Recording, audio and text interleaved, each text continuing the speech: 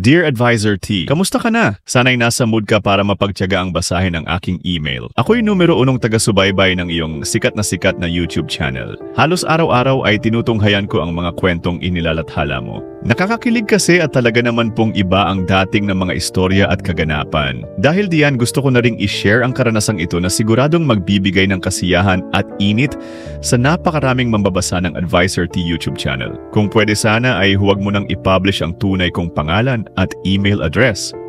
Ikaw na lang ang bahalang magbigay sa kung sino man ang gustong makipagkaibigan sa akin. Tawagin mo na lang ako sa pangalang Adonis, na kasalukuyang narito sa gitna ng karagatan at isang nalulungkot na seaman sa isang malaking cargo ship.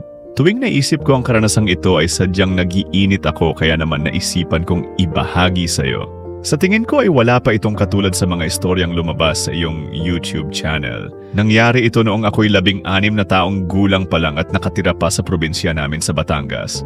Mahirap lang kami noon, Advisor T, pero masisipag ang mga magulang ko at itinaguyod ang aming pag-aaral. Dahil diyan sa ngayon ay pare-parehong may matatag na trabaho na kaming magkakapatid. Naipagpundar na rin namin ang aming magulang ng kapirasong lupa't bahay. Pero balik tayo sa istorya ko. Dala ng kahirapan, madalas kaming tumulong sa mga kapitbahay para magkaroon lang ng kaunting bariyang pambaon sa eskwelahan. Isa sa mga kapitbahay namin na mabait at mapagbigay ay si Ate Mildred na noong panahong yun ay nasa edad 30 na. Bagong lipat lang sila sa baryo namin mula sa lungsod ng Mabini. Nakabili sila ng house and lot na malapit sa aming bahay. May asawa na si Ate Mildred na nagtatrabaho sa Maynila. Tuwing 15 at katapusan lang ng buwan, kung umuwi ito kaya't katulong lang ang laging kasama niya sa bahay.